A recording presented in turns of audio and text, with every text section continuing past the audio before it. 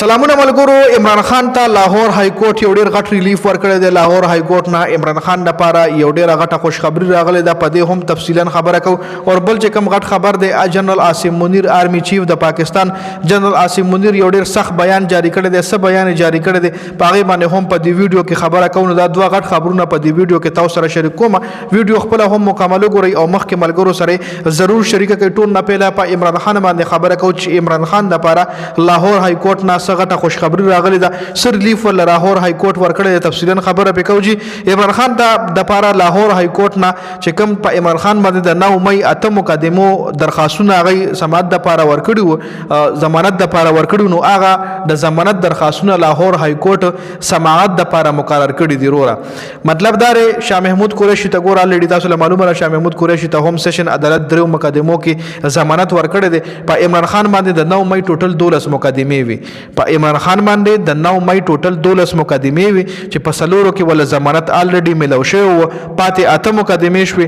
دغه اته مقدمو کې د عمران خان وکیلانو درخواستونه ورکړو لاهور های کورټ کې چې دې کې هم عمران خان ته ضمانت پکار دی. موږ د عمران خان ضمانت کوو، نو هغه درخواستونه ډیر وخت پینډینګ پاتو. اوس هغه درخواستونه لاهور های کورټ روچت کړی دي او سماعت د پاره مقرر کړی دي. جی د عمران خان په دغه درخواستونو باندې په 10 اپریل باندې لاهور های کورټ کې 2 رکنی بنچ سماعت کوي. اوس په ګورو چې دغه 2 رکنی بنچ عمران خان ته په دغه درخواستونو کې ضمانت ورکړي کنه، دغه اته مقدمو کې ضمانت ورکړي کنه.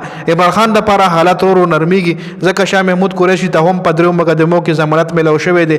عمران خان ته هم کچره په دې کې ضمانت ملو شو، نو یو 190 میلیون پاوند کیس چې کوم دیغه پاتې شي، نو بیا عمران خان ته ورو حالت سازگار کېدو ولدي. جی اوس په خبرو کو چې جنرال عاصم منیر د پاکستان آرمی چیف سخت بیان جاری کړي، پاغه هم تفصیلا خبره کو. جی آرمی چیف جنرال عاصم منیر یو ډیر سخت بیان جاری کړی دی. آی اس پی آر مطابق آرمی چیف اور کور کمانډر یو کانفرنس شوی دی چې په دا کانفرنس کې په ملک کې سکیورټي چې کومه جایزه ده هغه غشتل شوی ده. د ملک د سکیورټي حواله سره خبرې اترې شوی دي ځکه تاسو له پاکستان حالات معلوم دي. نن سبا حالات لږ داسې خراب شوی دي او آرمی چیف د دهشتګردۍ حواله سره ویل دي چې پاکستان کې د دهشتګردو او د غي د سہولتکارو هیڅ قسم زه نشته دی.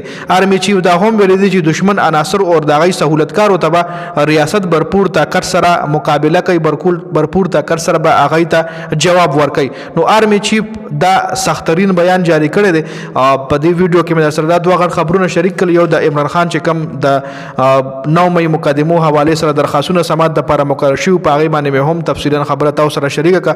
او د آرمی چیف چې کوم سخترین بیان جاری شو، په هغه باندې هم ډیټیل سره خبره وکړه. اوس تاسو کمنټ وکړئ چې آیا عمران خان د لپاره د تاسو په خیال حالات ورو سازگار کیږي کنه، عمران خان ته رهایی ملو شي کنه، راتلونکي وخت کې د عمران خان کیسونه به ختم شي کنه. خپل قیمتي رائے موږ سره په کمنټ کې ضرور شریک کړئ.